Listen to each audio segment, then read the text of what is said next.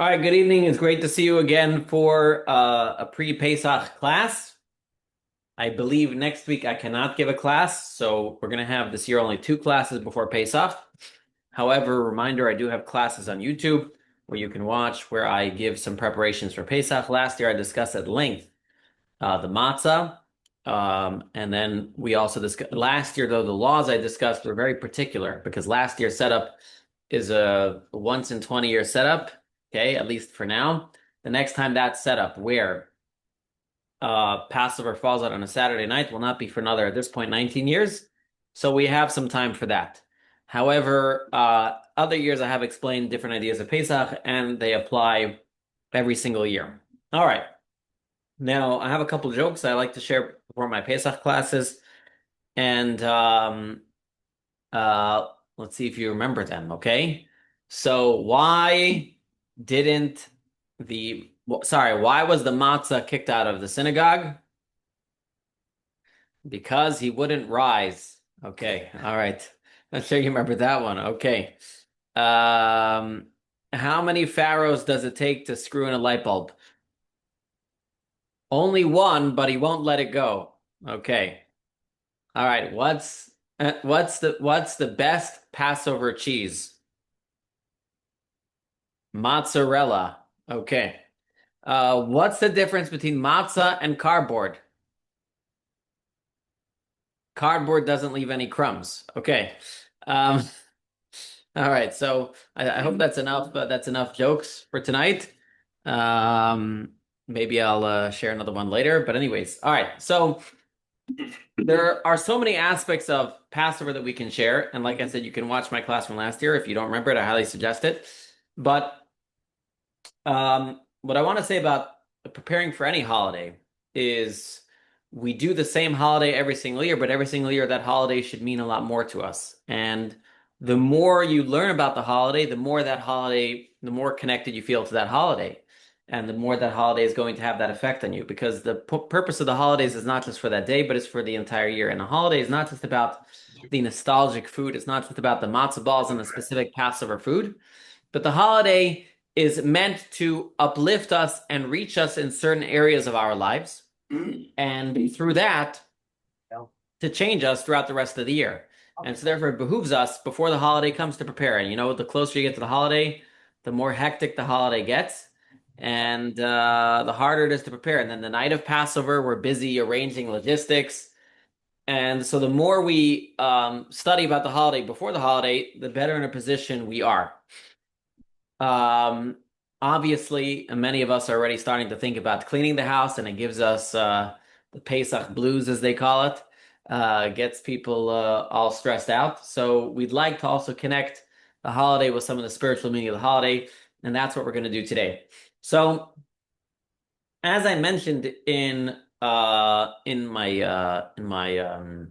text and email, is today, the big number is 6 or 7, right? 6, 7, right? You can't go anywhere, and the kids are all talking about 6, 7. What it means, nobody's really sure. But on the Passover Seder night, we have 2 different numbers that play a big role, and those are numbers 3 and 4. 3 and 4 play a big role in the Seder night, and we do it every single year: 4 cups of wine, 3 matzahs. But how often do we think about this fascinating idea that these numbers take such a central place in our Seder? So let's take a look at a little bit about the history of 3 and 4. Okay. The number 4 in the Passover Seder. We drink 4 cups of wine on Passover. They correspond to the 4 sons the Torah speaks about. So everybody who's read the Haggadah knows that we have 4 sons, right? In fact, let me pull up the 4 sons in the Haggadah, right? So let me move my camera so you can see it, right? So we have, and I hope this works. First time I'm trying it with a camera. This may end up being backwards. Does that text look backwards? It looks good, Yeah. Rabbi. You can read it? Okay, to me it looks backwards, but if it looks normal to you, then that's good for me. Um, Let me see if I can change the video settings so it doesn't. I don't know. Okay, first time I'm trying to do it like this. All right, so it says, so we have in the Haggadah, we start with the statement Baruch HaMakom Baruch, right? Blessed is the omnipresent one. Blessed be he. Blessed is he. You sure it's not backwards for you? I can read it fine. Okay, all right, it's backwards for me.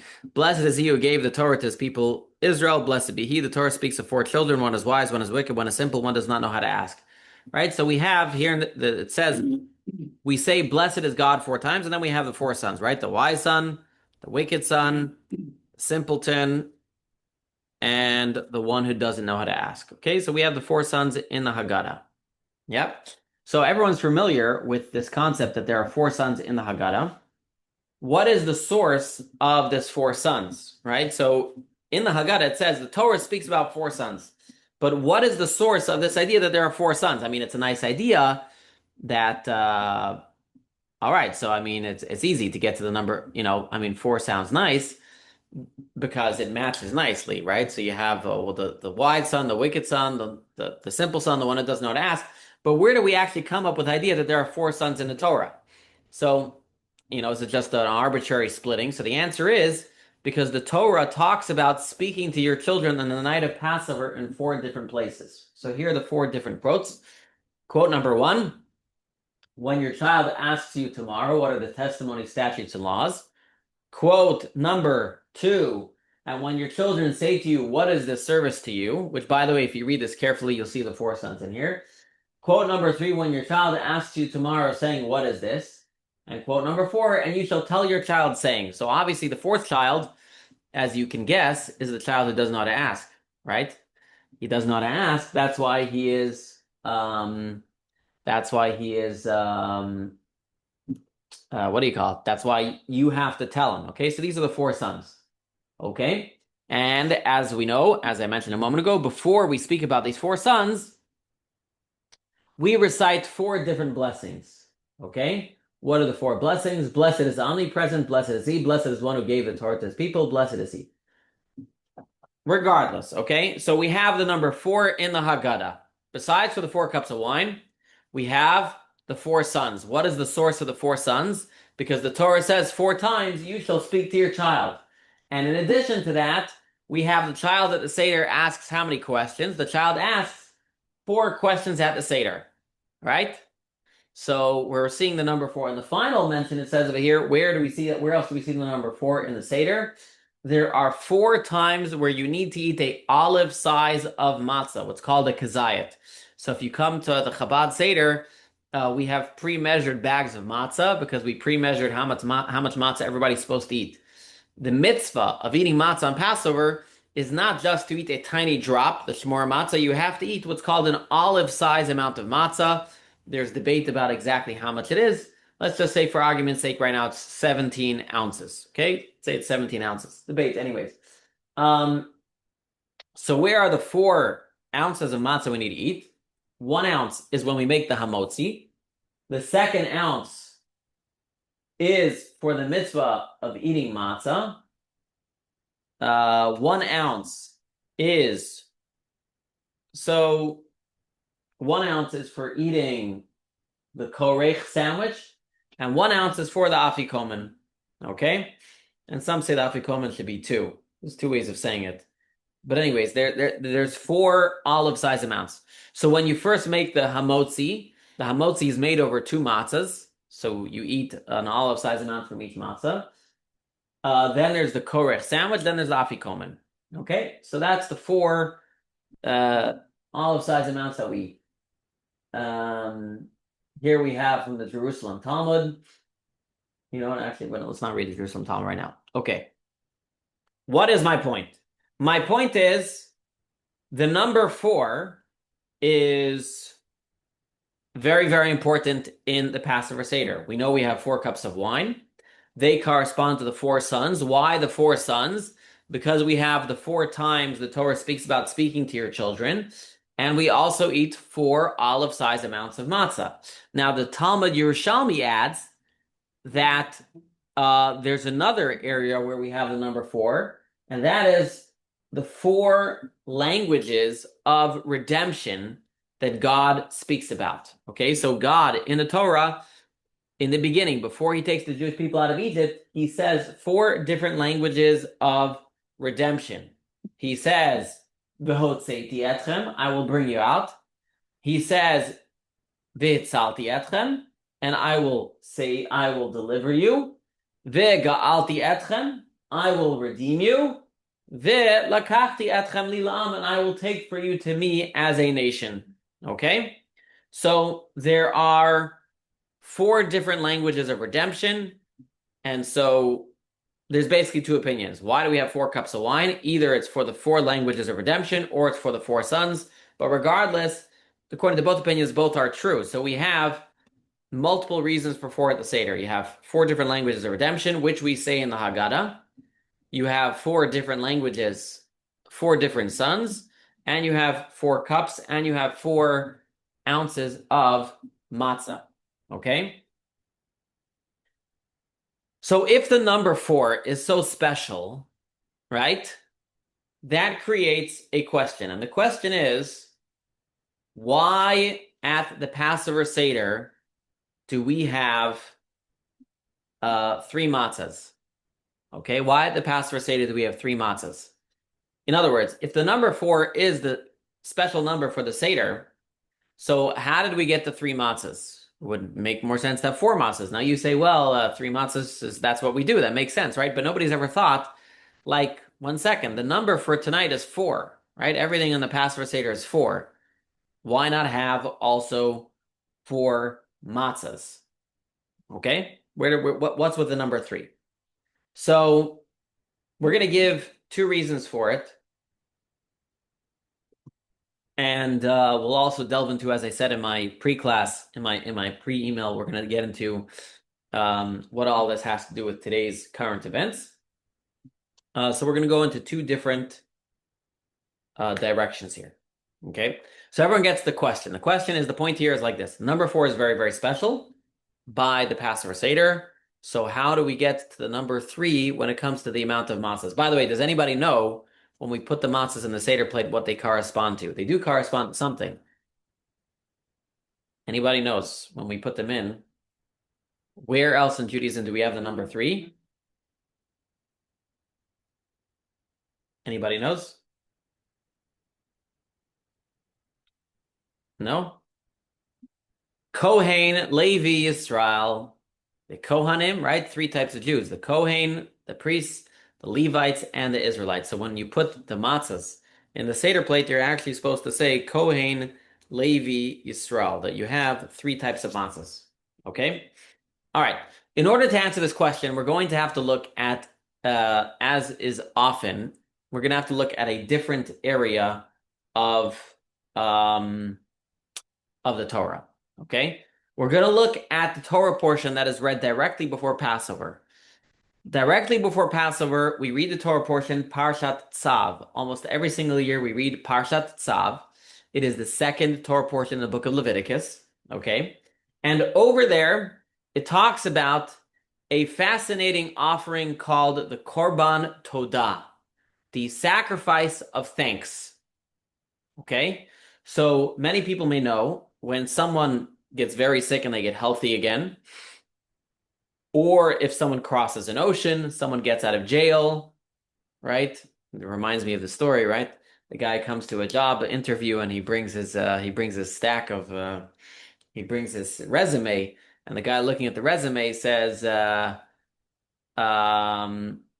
he says oh gosh, I'm forgetting the end of this one. He tells him I see on your resume there's a gap of 4 years. Where were you for those 4 years? He says, oh, for those 4 years I was in Yale. So the guy says, wow, you were in Yale. All right, I'll give you this job.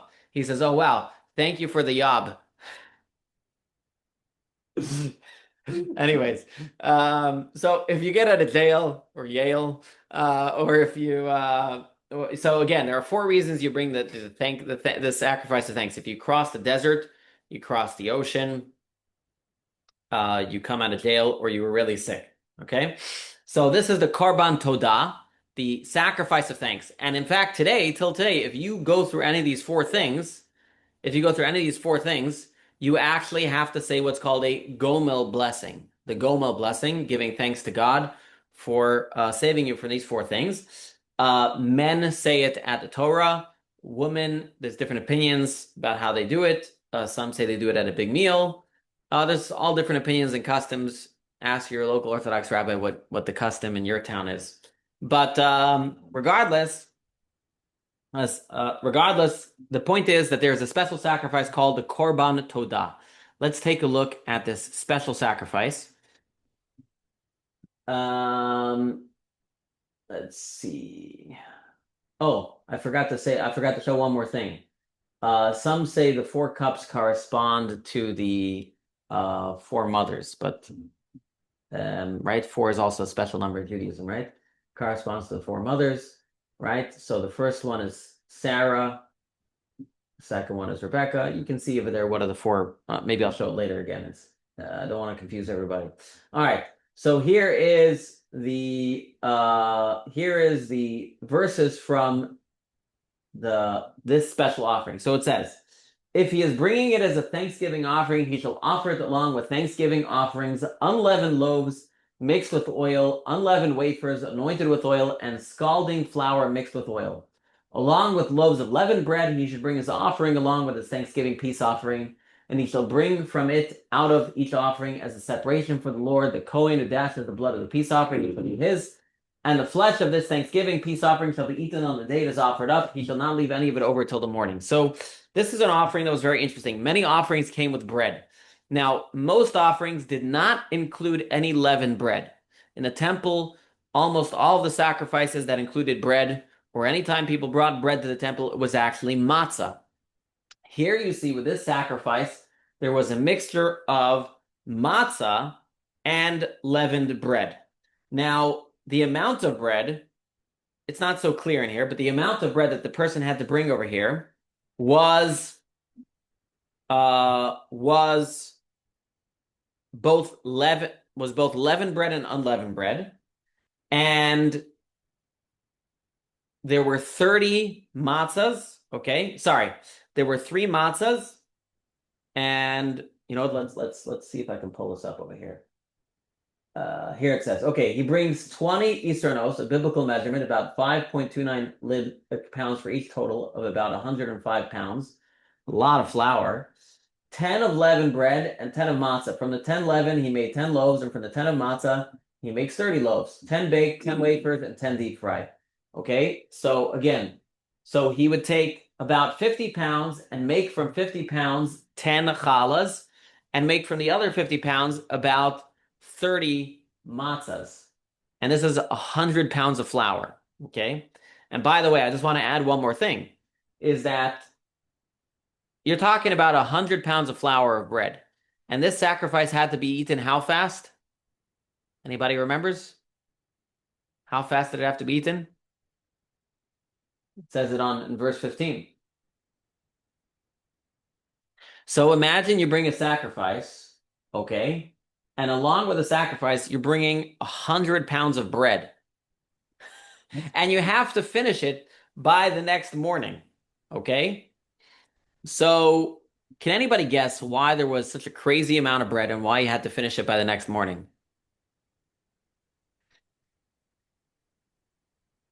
And here's where we're getting to. But the point is, because anybody wants to guess? No? No? Okay. The point of this sacrifice was to thank God. And if you have to bring so much bread and you have to finish it by the next morning, the only way you can do that is by inviting a lot of people. And that was the point.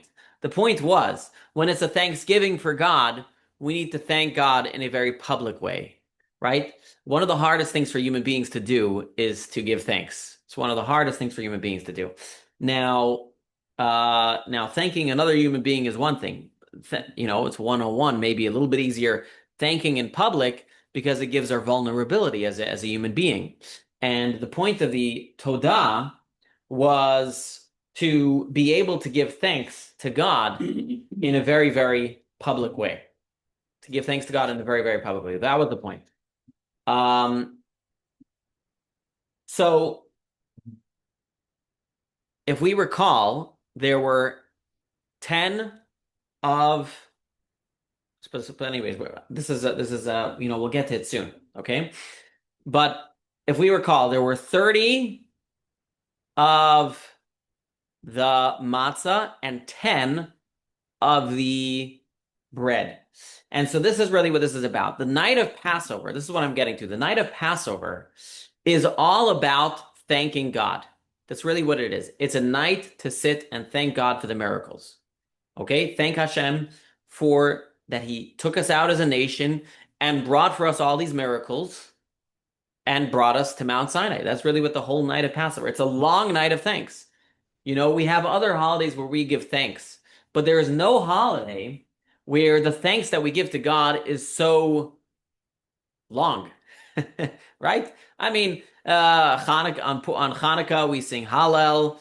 On Purim we read the Megillah. That's pretty long, but there's nothing as long as a Seder, and a Seder is a very, very long process of thanking God for all the miracles that He brought for us. And this is really the message of the three matzahs. The three matzahs are a reminder and similar to the 30 matzahs that were brought. We can't eat 30 matzahs at the Seder, okay? The 30 matzahs you could share, but we couldn't eat 30 matzahs at a Seder. So we bring three because it corresponds to the 30 matzahs that were brought to thank God. And this is actually hinted to in a very interesting thing in the Seder. In the questions of the Seder, we ask, I'll show you the questions now. Okay, in the questions of the Seder, here are the 4 questions, right? So we have one question which says, on all other nights, we eat all kinds of vegetables, and on this night, we eat maror. Okay? However, when it says matzah, on all other nights, we eat chametz or matzah, and on this night, we eat only matzah. So it's very interesting. The questions are very different. Here it doesn't say on all other nights we eat all kinds of vegetables and maror. It just says we eat all kinds of vegetables. Why over here does it say on all of the nights we eat chametz or matzah, and on this night only matzah? Because it's a hint to the fact that this is a night of Thanksgiving. And all other times when we thank God, we eat chametz and matzah. We have breads that are chametz and matzah. But on the night of Passover, when we thank God, we are only having matzah. That's why the question is written that way. The question is written in a different way than the Mar, right? The Mar, it doesn't say all of the nights we eat all vegetables and maror, but this night only maror, right? It just says all the nights we eat all of the vegetables. Tonight we eat only maror. Why by chametz and matzah is the question. All other nights we eat chametz or matzah, and tonight we only eat matzah because it's a hint to the fact that this is a night of Thanksgiving. And all other times when we give Thanksgiving to God, we're eating both bread and matzah. But tonight, we're only eating matzah. My point is that that the purpose of the Haggadah, which is a very, very long service, right? Let's pull up a Haggadah over here, right? How long is the Haggadah, right? It starts off, the Manashtana starts on page 40, and we end the Hallel, okay? We end the Hallel on page 100, okay? So it's pretty long. It's longer than your Megillah book, okay? 60 pages, and this is no picture Haggadah, okay? 60 pages of a Thanksgiving. 60 pages of a Thanksgiving, because the whole purpose of this night is to give a Thanksgiving. And this is also why, explains another interesting thing about the Haggadah, okay? Why is there no blessing on saying the Haggadah? Why is there no blessing in saying the Haggadah, right? Every mitzvah we do, we make a blessing. We make a blessing on the matzah, we make a blessing on the maror. We know it says in the Torah to tell the story of the Exodus of Egypt. That's a part, that's really what you might think the Haggadah is about. So why do we not make a blessing on the Haggadah? And there are many different answers given, but one of the answers given is you don't make a blessing on things that are spontaneous, right?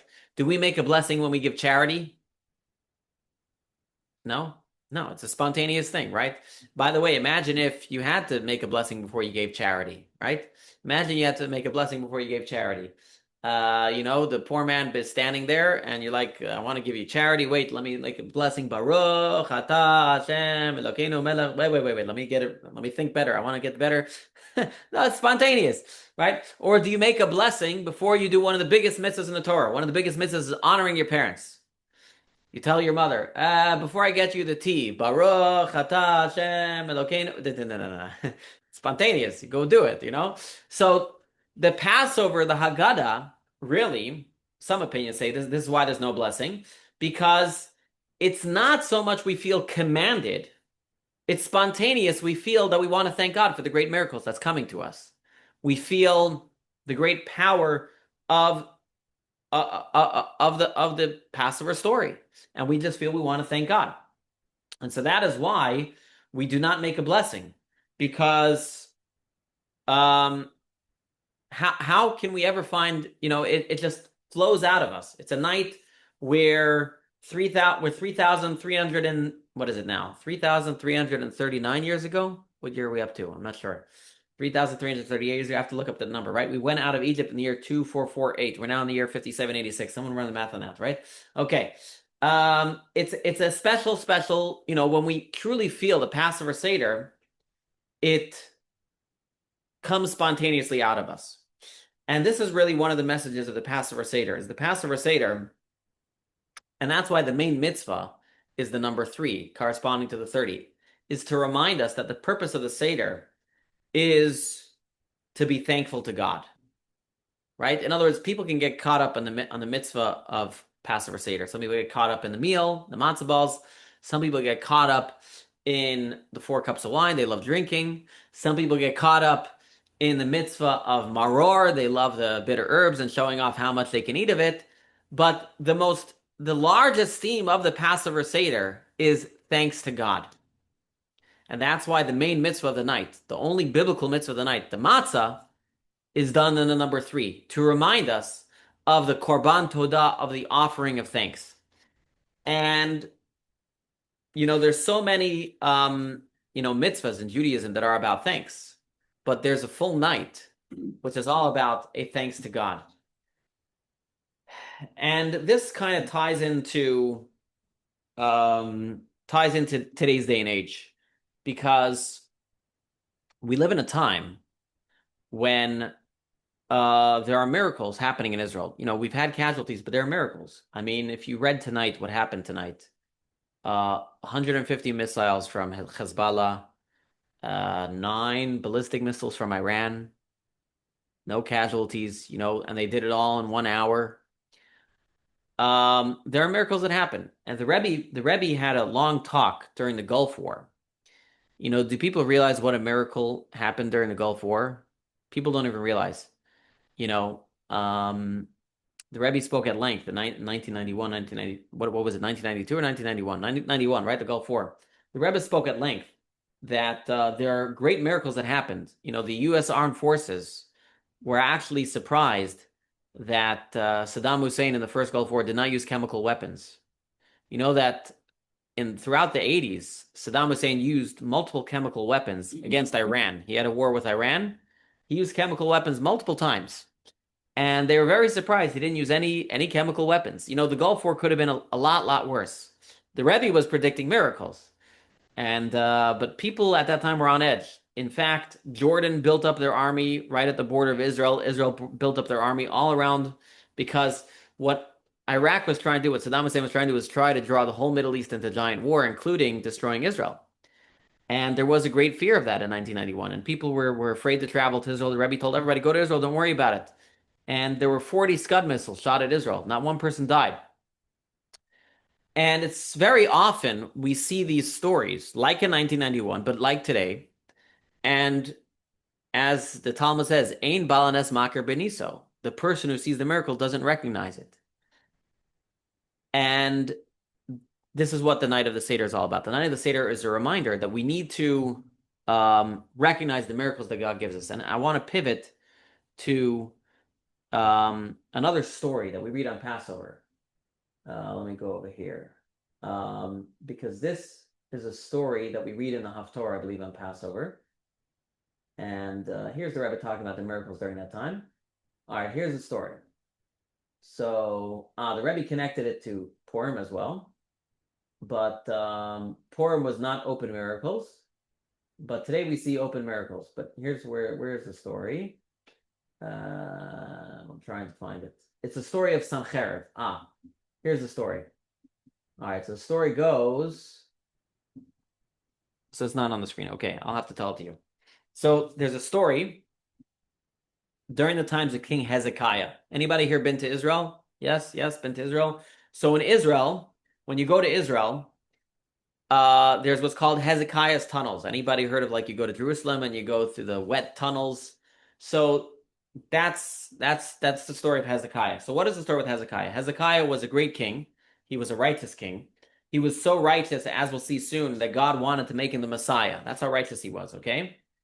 And um, the story is that at one point there was a great and mighty general. His name was Sancheiriv, right? Sancheiriv, and he wanted to destroy the Jewish people.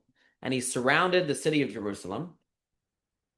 And the guy surrounded, it was, well, here, I pulled up the year. All right. So it was during the year 701 BCE, okay? Now, mind you, the Assyrian Empire had already conquered the 10 tribes, right? We all know there were the 10 tribes. There was the kingdom of Israel, the kingdom of the Jews. This Assyrian king had already conquered the 10 tribes, and now he was coming for the kingdom of Judah, okay? And he surrounds Jerusalem, and that's why Hezekiah built this tunnel, so that he could bring water into the city. Okay, that's the point of this tunnel. And Sancheiriv, the king of the Assyrian army, came with an army of 185,000 soldiers, and he came to Jerusalem on Erev Pesach, the eve of Passover. And Sancheiriv ordered his soldiers to build a tower, and he climbed up and he looked at Jerusalem. And when he saw how small the city is, right? If you look today, the old city is very small, right? He says, for this I brought my whole army.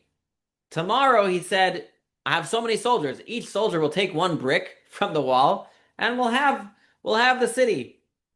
The chief of staff for Sancheiriv was a Jewish apostate named Rabshakeh, and he addressed the Jews in Hebrew, and he tried to persuade them to surrender, claiming they had no chance.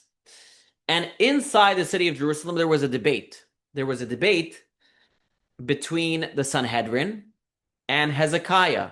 Should they surrender or should they not? The Sanhedrin said they should surrender.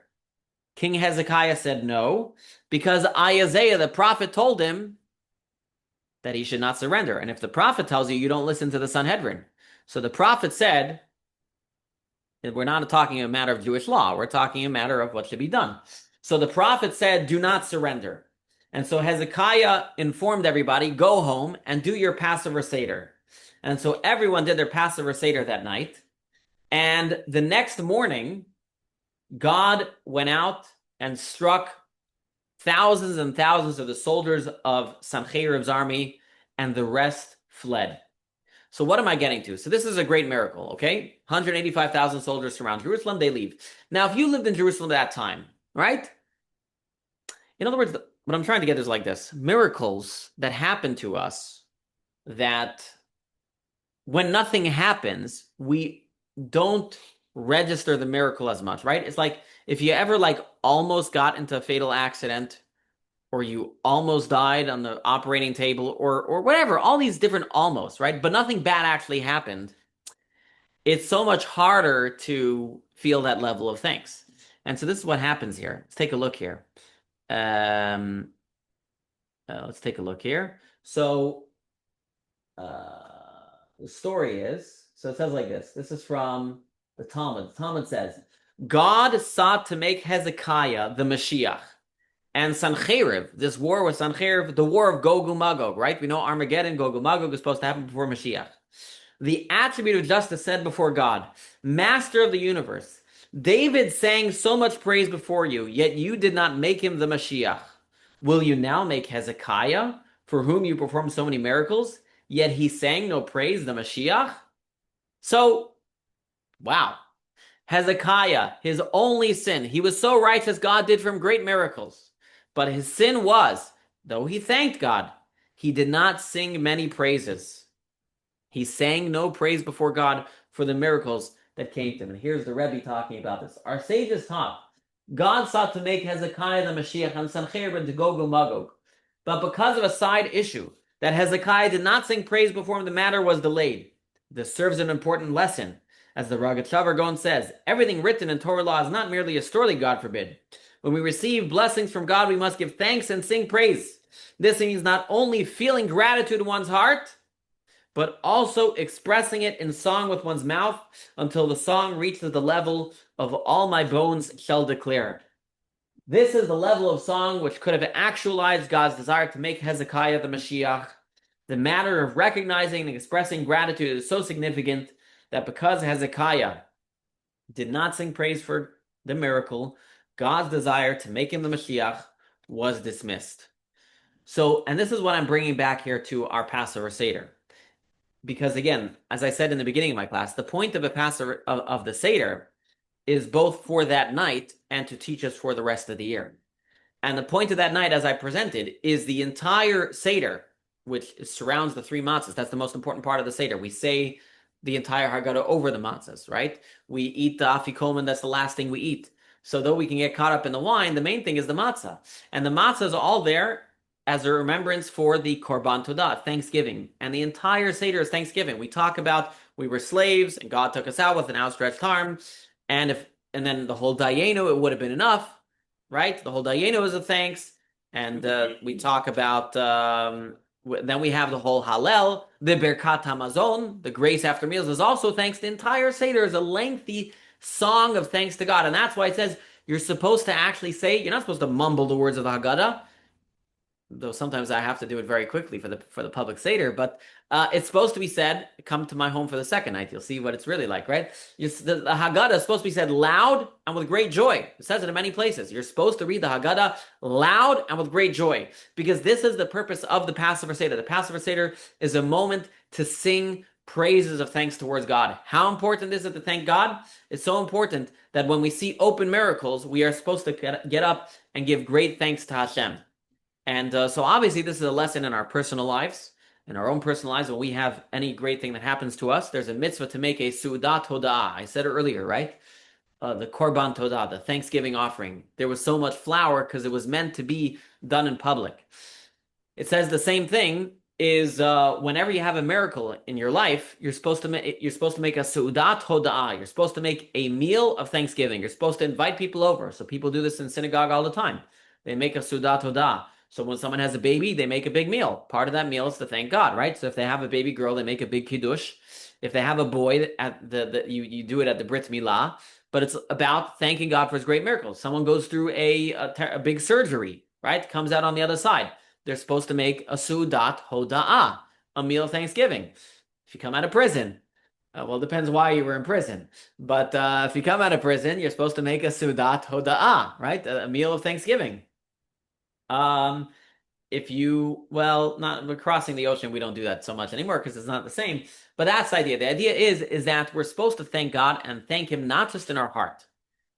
We're supposed to thank him publicly. Specifically explains the Rebbe is public miracles, big miracles, clear miracles. In other words, there are the miracles of Purim. Well, okay, you got the job. Like it's hard to say it was a miracle, right? In other words, Purim is a miracle, but it's hard to say it's a miracle. So there you're not expected necessarily to make it public.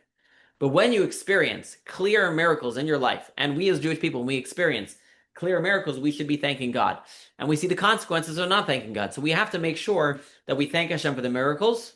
And of course, obviously, we ask Hashem to make people more safe. But there are great, great miracles that are going on in Israel right now. It's kind of sometimes, hard to thank God when there are also casualties. But nevertheless, listen, Jews all over the world thanked God for the miracles after the 6-Day War. There were casualties, but it was a great miracle, right?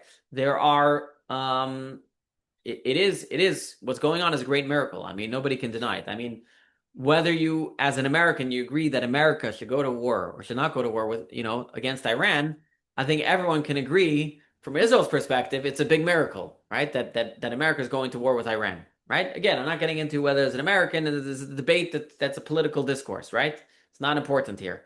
We're talking purely from a Jewish perspective. The fact that America is going to war with Israel to get rid of their enemies, I would say that's open miracle. I mean, it's a great miracle, right? And many other things that are happening.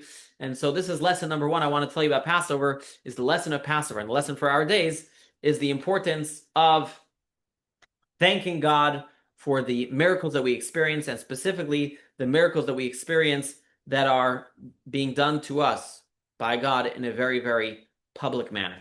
All right, that is one explanation that I wanted to give for the 3 verses 4. And I do have a second one. Okay, I do have a second one, if I can find my papers here. And this one is um, a little more, uh, talking about our personal divine service of God. So again, the first part and point of the class is why the 3, why the 4. The 4 just corresponds to general God taking us out of Egypt, but the 3 corresponds to thanking God for his miracles that he has done for us. Okay. But let me get to, and again, the importance why there's no blessing on the Haggadah, because the Haggadah is really a praise for God that should really just come from our hearts, and therefore there is no blessing on it. I should know, by the way, there's other blessings that other mitzvahs we don't make blessings on. We can go into that, but that's a rabbit hole. Okay? All right. So here is the second lesson of the 3 verses 4. And it goes like this. Okay? 6, 7, 3, 4. You know what? I'll start with a joke, because why not? It's a break in the class. It's an old joke, but it's another Passover joke. So the story goes, Rabbi Goldstein had done a great service to the UK, to England, and the Queen of England decided to knight him. Now, he's a rabbi, he studied in yeshiva all day, he didn't exactly understand what knighting was. So he shows up into the castle, and the queen takes out a sword, and she's about to, she puts the sword on the 2 shoulders, but he's a rabbi, and he sees a sword, and he's afraid for his life, and so he screams out, Shema Yisrael, Hashem Elokeinu Hashem Echad, right? The last thing that every single Jew says before they die. So the queen looks at him and says, why is this night different from all other nights? Okay. All right. That's the I don't know. That's the other Passover joke. Anyways, so it's a very old Passover joke. So anyways, so with that being said, yeah, and by the way, the rabbi started answering the questions. No, I'm kidding. Okay, that would be a rabbi, right? So the other question is like this, is how do the Passover Seder is also, okay, we spoke about one idea of it as Thanksgiving. It's also a way for us, it says, B'chol dor vador, we say in the Haggadah, right? Actually, yeah, this is in the beginning. We say, B'chol dor vador, chayav adam lirot et atzmo kilu hu yatsa mitzrayim. In every single generation, a person has to see himself as if they themselves had left Egypt, right? And we say it in the Haggadah. I'm just looking for it here. My point is that the Haggadah is not just a story that happened thousands of years ago, but it's supposed to be a story that is happening with us. We are as well exiting Egypt. So what does it mean to exit Egypt? Okay, now we know the Jews didn't do a very good job at exiting Egypt. They technically left Egypt, but the slavery mindset remained. And similarly, the Chabad Hasidic philosophy talks about all the time. What is Egypt? The Hebrew word for Egypt is Mitzrayim. Mitzrayim comes from the word Meitzar Ugvul, which means limitations and boundaries. So Egypt is the limitations. That's what exile is. Being exiled, being stuck in a place where you shouldn't be. Okay? So Egypt is the limitation on a Jew. Whatever that limitation is. Sometimes we think we're so small. Sometimes we think we're nobodies. We're afraid to stick out. Whatever it is that our personal Egypt is. Whatever we need to break out of. And the entire Seder is us breaking out of our personal Egypt. And I found the quote. Here it is. Here it is. It's in the Haggadah. It's right before we make the Kiddush on the second cup of wine. It says, In every generation, a person is obligated to regard himself as if he had come out of Egypt. Okay, so it's right there in the Haggadah, right before the Kiddush. Okay, so the Haggadah is not just an ancient story, but it is something that we are doing. Okay, something that we ourselves have to be doing. We have to be exiting Egypt. And how do we actually do that? How do we actually accomplish exiting our Egypt? So it's a very it's a psychological um it's a psychological thing. But there's really two steps. There's taking the Jews out of Egypt, and there's taking Egypt out of the Jews. All right, I said earlier there's a slavery mindset. In the exodus of Egypt, there's really two stages: taking the Jews out of Egypt and taking Egypt out of the Jews. Okay? So the matzah represents taking the Jews out of Egypt. Why? What is the reason we eat matzah? The simple reason. What does the Torah say why we eat matzah? Ignoring my class from last year, which goes to at great length. But what is the simple reason why we eat matzah? What is it a commemoration of? Anybody? Why do we eat matzah? Where did matzah come from? What's the origination of matzah? Yes, Beth. When we had to rush out of Egypt. Very good. Very good. So usually, when you make bread, you knead it, then you let it sit, and it puffs up, and then you bake it after it puffs, right? Or if you're like me, you let it puff and then you forget about it, and then it crashes again. But assuming you do it right, right? So you make bread, you let it puff, and that's what bread is. So the Jews had to rush out of Egypt. They had to rush out of Egypt, and therefore their bread didn't have time to bake. Now, why did they have to rush? When you think about it, I mean, Pharaoh came to them in the middle of the night to leave, and Moshe said, we're going to wait till tomorrow morning. We'll go, but we'll wait till tomorrow morning. Well, if they could already waited, couldn't they wait a little bit longer to have their bread bake? Couldn't the Jews have said, hey, Moshe, we're ready to go, but we'd really like to have some food. I mean, can you imagine going on a trip with a bunch of Jews without good food? Right? I saw a good quote today. There's somebody who it's this foolish thing, right? Somebody saying, "Oh, Israel." Someone posted, some anti-Semite posted, "Israel's really losing the war. They just don't want to complain out loud because they don't want people to know it." And someone else is like, "You mean you could get a country of Jews not to complain?" I mean, that's not possible, right? It doesn't exist, right? So, the Jews and their food is very important, So why did God have to rush them out of Egypt? And the answer is that the Jews in Egypt were in grave danger of staying.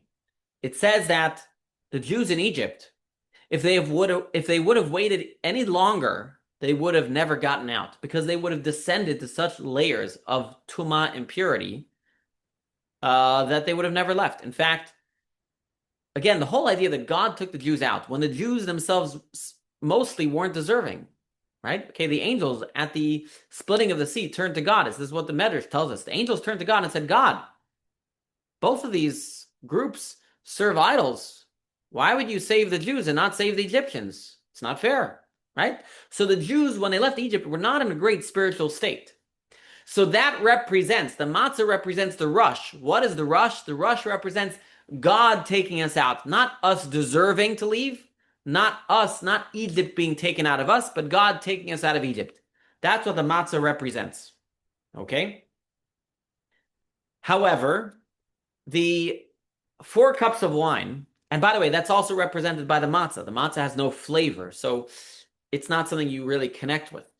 The 4 cups of wine, on the other hand, correspond to our personal change. Just like matzah has a flavor, something you connect to. It's our personal change.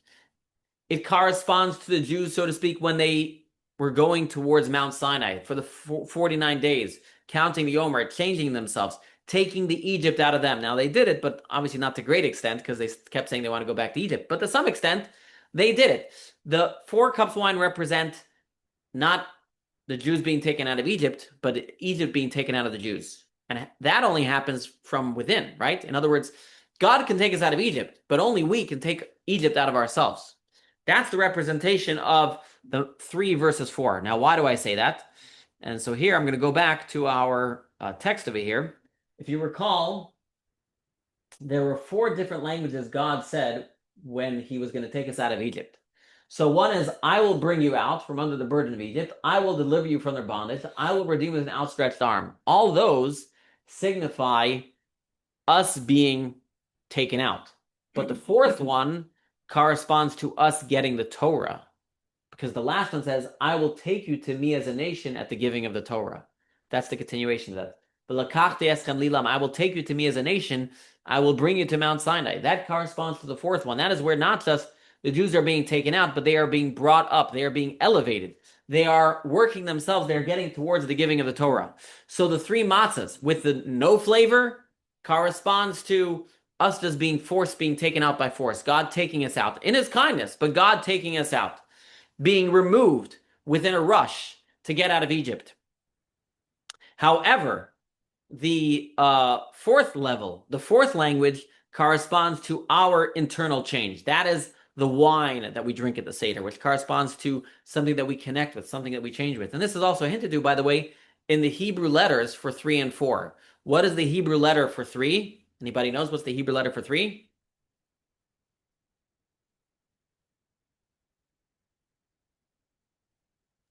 Gimel. Gimel. Gimel, yes, Gimel. Gimel comes from the word gomel. Gomel means the giver. That corresponds to God, the one who is taking us out. However, the word dalid, right? The number 4 is dalid, dal. Dal means poor. Okay, that's the receiver. Okay, so gomel refers to God, God forcing us out. But dal, we're the poor person that's coming out. And so the 4th cup corresponds to the work that we ourselves are doing to exit our Egypt. So that is the dal.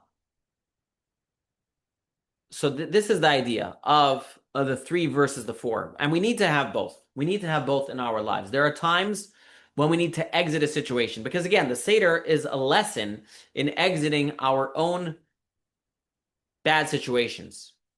And so sometimes people say, well, I'm not going to do anything till I have an internal change, right? And the lesson from the Exodus of Egypt is that doesn't always work. Sometimes you need to remove yourself from a situation, and then you can have the internal change, right?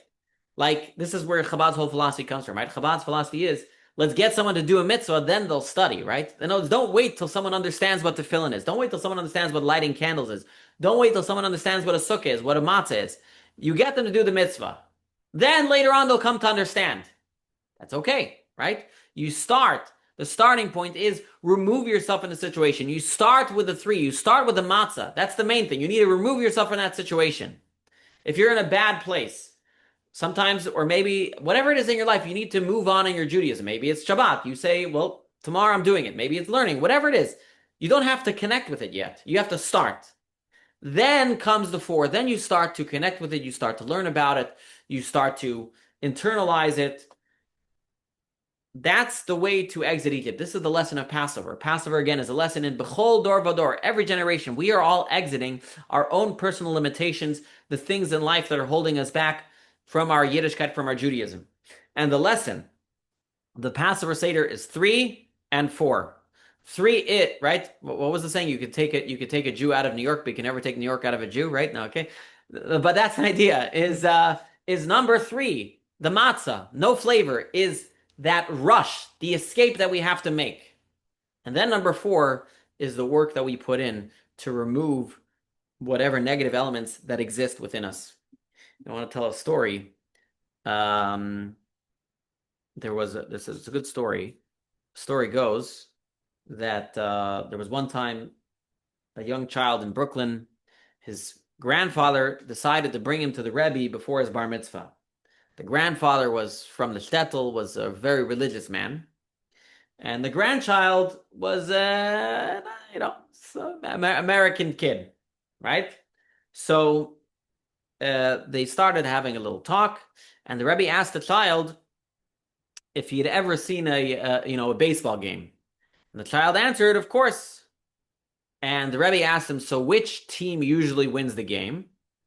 So he tells him, Rabbi, it's very simple. He says, the one who wins the game is the one who's better, right? May the best team win, as they say. Now, obviously, not every game exactly works that, but generally, that's how it works. The better team wins, or the team that played better that day, right? So the Rebbe turned to him and said, you should know that inside of you, there's a battle going on as well. There's a sport.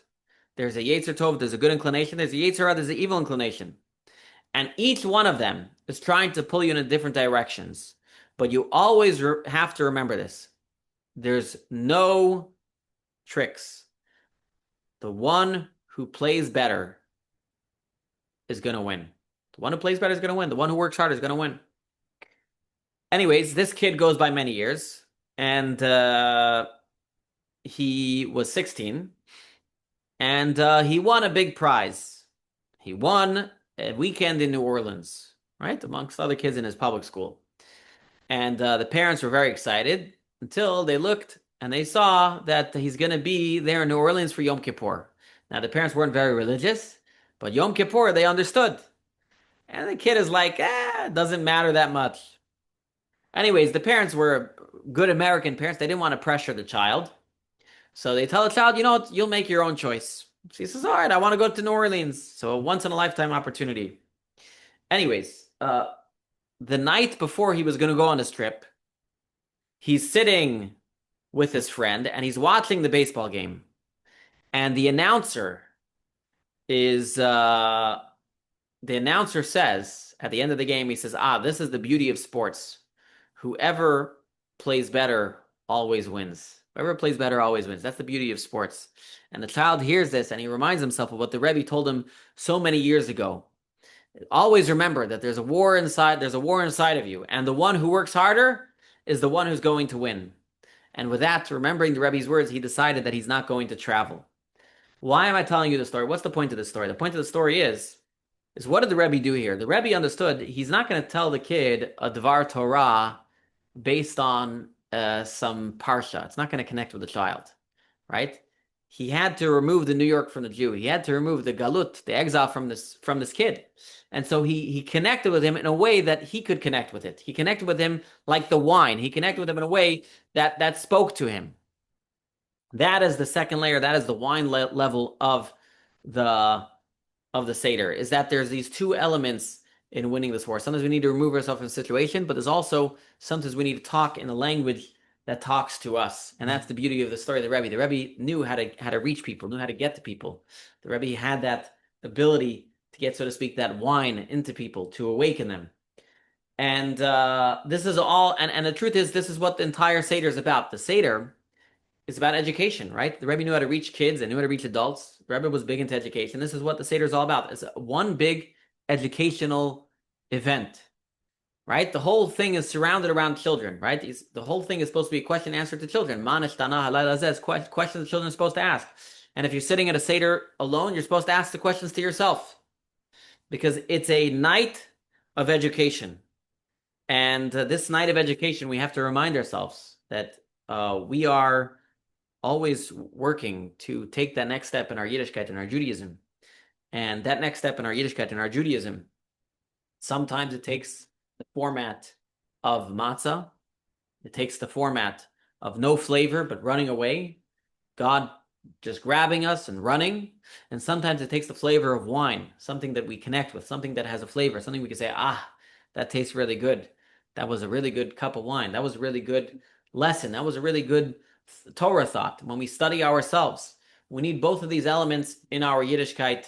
And when we incorporate both the 3 and the 4, both the running away and both the change from within, then we can truly take the next step in our Yiddishkeit. And hopefully not just something that happens on the one night of Passover, not just we sit at the Passover Seder and we enjoy a little bit of matzah ball soup and we enjoy a little bit of brisket, but hopefully the Passover Seder is a transformative night in a way that we transform ourselves and take that next step that we need to take in our Yiddishkeit. All right, that's the end of my, so to speak, lesson of Passover. So you can have 2 different lessons that you have for your Passover Seder and for current events, number 1. But the class is not over. I'm going to do another 10 minutes of just some practical ideas for Passover. But the study part of it is over. But or sorry, it's all study. But the delving deeply into the meaning. So we had 2 ideas of the Passover Seder. Number 1, the Passover Seder is one giant Thanksgiving dinner. Okay, so people think they make a big Thanksgiving dinner with turkey. They should see our Thanksgiving dinner. We got lamb. No, I'm kidding. But we got a real crazy Thanksgiving dinner. We have much different customs. There's no carving of the chicken. There's a cracking of the matzah, right? And there's dipping eggs in salt water. It's a totally different Thanksgiving meal. But regardless, it's a big Thanksgiving meal. And the importance of thanking God in public, in our own lives, for the big miracles we experience in our life. And number 2, the idea of 3 and 4, the idea of sorry, so I didn't explain, right? In the first well, I explained it earlier, but just in my recap, right? The 3 and the 4. The 4 corresponds, the reason why the 3 matzahs is because it corresponds to the Thanksgiving offering, which had the 30 matzahs. Okay. Then we also spoke about the idea that at the Passover Seder, we are exiting our personal Egypt in every single generation, and that happens in 2 ways, either running away from the situation or changing from within. All right, so with that being said, let us talk a little bit about Passover. I'll talk until 8:45. I'm going to limit myself, and then we'll have another class in 2 weeks again. But I want to talk about the important things that are coming up. So as Passover comes, it's very, very important. It says already 30 days before, you should not walk around the house with cake. You should not, you should start to already be thinking about keeping things clean. And also, you don't want to get overwhelmed the moment Passover comes. So it's very, very important you set for yourself a list of places you're going to tackle. A car, if you have car seats, bedrooms, kitchens. A lot of people without kids or people with pets may not have as much chametz problems, but it might be your freezers, okay? You might have to start, look at what food you have in the freezer and what you want to start emptying. It's also a time you want to start buying stuff for Passover. You want to start looking. Don't wait till the last minute. Things go. If you live in Pinellas County, go to Kosher Caddy, go to Clearwater Kosher, go to there's places where you can get it, but now's the time to start thinking about getting it. The other thing you want to start looking at is how you're going to make your kitchen kosher for Passover, because many kitchens have different issues, and sometimes you need to order things in advance. For example, if you have a glass stovetop, okay, so you're going to need to buy a special cover because the area between the glass burners cannot be kosherized. Okay, so you're going to need to find a special burner. Your countertops, what are you going to cover your well, some people just kosherize it, some people cover it. If you cover it, what are you going to be covering it with? So you want to start looking at your kitchen and start thinking about how you're going to be cleaning it, your refrigerators, your freezers. These are all different things. If you want a kettle for Shabbat. This year, by the way, the holidays is what is it? It's a Thursday, Friday, Shabbat. So you got a 3-day holiday. If you're going to want hot water, you might want to get a special Passover urn. These are just things you want to start thinking about. The other thing to remind ourselves is, the other thing to find out is don't wait till the last minute to ask your rabbi how to kosherize something and then you find out you can't kosherize it, okay? There's a great app called the CRC app. You can download it. It gives you a lot of Passover information, but if you have, let's say, a sink made out of porcelain, you cannot kosherize it, okay? Or you have a countertop that is wood, or you have a countertop that is cement. Okay, those are really not difficult to be kosherized. So these are all things you want to start thinking about right now. The other thing you want to think about, and do it often and early, as I say, but sell your chametz. Okay, if you own, Passover, it's not enough not only to not. The Torah says not only we cannot eat chametz, leavened products on Passover, we cannot own it. And if you own any chametz over Passover, it has to be burned after Passover. Okay. Cannot derive any benefit from it. You cannot sell it. So it's important now to start thinking about selling to your local Orthodox rabbi. Cleaning. Another thing about cleaning under couches, cleaning under, there are places that you have to get to. Cars are a really big problem. The night before Passover, one should check with a wooden spoon and a feather and a candle think about making sure you have those now. If you're a firstborn, okay, firstborns have to fast the day before Passover. We're going to have a special siyum so that firstborns can eat. But if you're a firstborn or your son who's under bar mitzvah is a firstborn, you need to fast unless you show up to the siyum. So you want to find out what time that siyum in your local community is and make sure you show up for it. Or if your son is a firstborn and he's over bar mitzvah, make sure he shows up to it. The other important thing to note is that chametz, leavened bread, is not only forbidden on Passover, it's actually forbidden from midday on Passover, midday before Passover. So it doesn't just start at the night, okay? A lot of people wait till the last minute. No, you can't wait till already midday on the eve of Passover, you're not allowed to eat any more leavened bread, okay? So, and the sages added 2 more hours just to make sure we're careful, okay? They added 2 more hours just to make sure we're careful we don't mess up. So there's a lot of some things people don't know. It's actually biblical. It's biblically forbidden to eat the chametz from already midday before Passover. Another thing to know, many people have a custom not to eat matzah, plain matzah, at this time of year before Passover. So do not eat, many customs do not eat matzah for 30 days before Passover. Another thing to know is you go to a lot of Passover stores, a lot of stores, and they have shelves full of Passover stuff. Some of the stuff they actually sell there is not kosher for Passover. You need to check everything if it's kosher for Passover. Now, there are some items that are kosher for Passover and don't need to say OUP on them, okay? But you have to look, download the app, download the CRC app or some of the other apps and look up things. Some items don't need to be OUP. A very common problem, many of the matzahs, machine matzahs they sell in Publix is not kosher for Passover.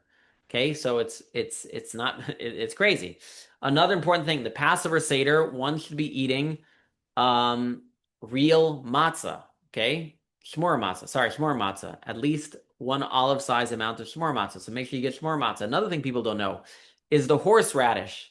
The horseradish that has to be eaten at the Seder cannot be horseradish that you buy in a jar. Once they put vinegar in it, it's a problem. Okay, you can eat romaine for your maror. You can eat horseradish that you grind yourself. But when you buy it in the jar in the store here with the vinegar, it is not kosher for the maror at the Passover Seder. So I'm just telling you all these things. These are things you should be looking out for. A lot of the public says carry the horseradish. So you can start looking for them. They last pretty long. You also want to start thinking about anything you use during the year, often around food, to start cleaning it. Phones are a common problem. Books can be a problem. There are many, many things we use around food all year. Laptops can be a problem. I think they sell these air pressure things. You want to throw some compressed air to get any stuck any breadcrumbs that are stuck in there. But it's very, very common. It's very, very important. It's also important to remember what's not chametz. So cleaning your windows is not going to get you any closer to being kosher for Passover. It's unlikely you have bread stuck to your windows. Better you spend time cleaning your dining room table than cleaning your windows. The dining room table and your dining room chairs usually have lots and lots of crumbs around there. What do you do with crumbs that you cannot reach and cannot clean? Then you have to make sure you spray it with something that makes it inedible for an animal, okay? So a bleach spray. Now your chairs, maybe you don't want to spray bleach spray, but you can spray other types of things. You want to spray it with all types of things. Anything else? Chairs. Yeah, chairs is a common one. Porches and yards. You might have a lot of stuff there. Garbage cans is a common problem as well. Garbage cans, you really can't do it now, but as it gets closer, I always throw some chemicals into my garbage can to make sure if there's any food that's left in there, it becomes kosher for Passover. Another place common where you get crumbs is cuffs of clothing. Cuffs of clothing get a lot of crumbs. It's also very important Passover we have nice clean clothing, so it's time to start thinking about that as well. Another important thing people don't know about Passover is that although Ashkenazim, we do not eat any kitniyos, rice, legumes, you can own that and derive benefit from it. So you might see a lot of things that have kitniyos in it. You can use it for shower soap or whatever, but you wouldn't be able to eat it. So just an interesting point over there, and you don't have to lock it up. So sometimes people lock up all types of things when really it's kitniyos. So a big problem is going to be your soaps that are like, people have soaps that are like oat. A lot of people have like oat soaps and stuff like that. You have a problem over there. Um, Cosmetics, makeup, you want to look up those things. Medications is another thing you might want to look up. There are lists for medications. Um, what else do I want to talk about? Backpacks, computer bags, is another one. Another interesting thing is if you have paper plates, tissues, napkins, paper towels. If you're going to put hot food on it, there's a question about it because they use starch in a lot of those. It could be cornstarch. So if you make latkes on Passover and you're Ashkenaz, and then you throw your latke, your hot latke, on your paper towel, you might have made it kitniyos, which we don't eat. So just an interesting point over there as well. Anyways, that was a quick run through. I said I was going to stop at 8:45, so it's 8:44. So Rabbi does good timing. These were all prep for Passover. The point is, get your prep for Passover. If you have, by the way, if you have like any things you put in your mouth, dentures or stuff like that, you're going to want to boil them in hot water as well. Just an important thing to know. Some people who have fillings, which is most of us today, don't eat hot bread for 24 hours before Passover, and they put really hot water in their mouth. So you can try that as well. But obviously hot water that you can handle, but I do try that myself. That's why at the Passover Seder I have trouble speaking. It's like, well, I can't taste. The good thing is I don't taste the maror. My tongue is burnt. No, I'm kidding. Anyways, be it as it may, it's 8:45. Thank you for coming. I will see you again in 2 weeks, which is the Wednesday before Passover. Don't forget to get ready for Passover now, and I will stop the recording. Thank you.